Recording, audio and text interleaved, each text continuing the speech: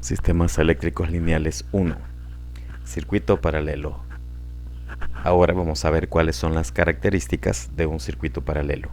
Hemos estado estudiando las características de un circuito en serie, en el cual hemos observado que el valor de la resistencia en serie es igual a la suma de todas ellas. Es decir, obtenemos una resistencia equivalente que es la que mira la fuente de los puntos, tanto positivo como negativo.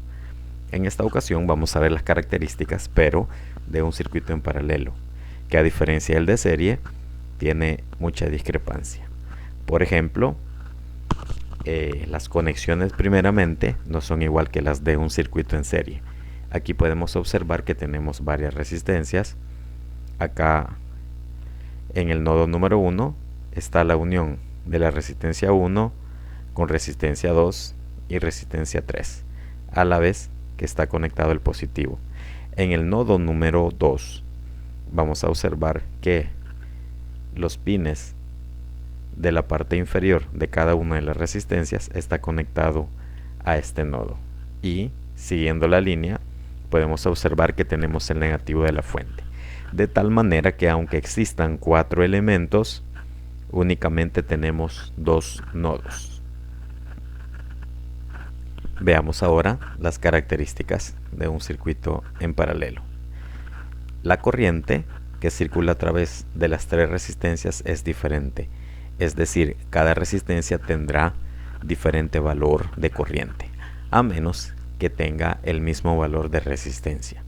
En serie la corriente era la misma en todos los dispositivos. Acá en un circuito en paralelo eso va a cambiar. El voltaje en todos los dispositivos se tiene el mismo valor, es decir, el voltaje en una resistencia que esté en paralelo es igual al de la otra resistencia, y si hay más dispositivos en paralelo con ella, también conservarán el mismo voltaje. En serie, las características eran que el voltaje era diferente en todos los dispositivos. Así es que esas son las diferencias entre las dos clases de circuitos. La resistencia en serie obteníamos un equivalente que era igual a la suma. Acá la resistencia equivalente cambia un poco, difiere mucho. Se obtiene por medio de una fórmula matemática de reciprocidad. Ahora vamos a observar el procedimiento para calcular esta resistencia. Vamos a usar este ejemplo: R1, una resistencia de 200 ohmios, R2, una resistencia de 800, y R3, una resistencia de 160. En paralelo obtenemos una fórmula como se muestra acá. Es igual al inverso de la suma de los inversos de los valores de resistencias individuales.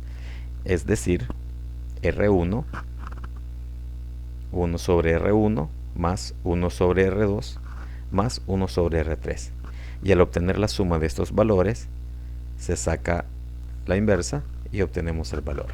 Es decir, primero, la resistencia 1 tiene 200 ohmios. Hacemos 1 entre 200 acá. La segunda tiene 800. Hacemos 1 entre 800. Y la tercera sería de 160, por lo que tenemos 1 entre 160. Al hacer esto con la calculadora, obtenemos 1 entre 200, 0.005, 1 entre 800, 0.00125, y 1 entre 160, 0.00625. Ahora realizamos la suma de estos 3 valores con nuestra calculadora, y al sacar la inversa nos queda 80 ohmios. Es decir, el valor de la resistencia equivalente en paralelo en este caso sería de 80 ohmios. Ahora pasaremos a ver cómo lo mira la fuente.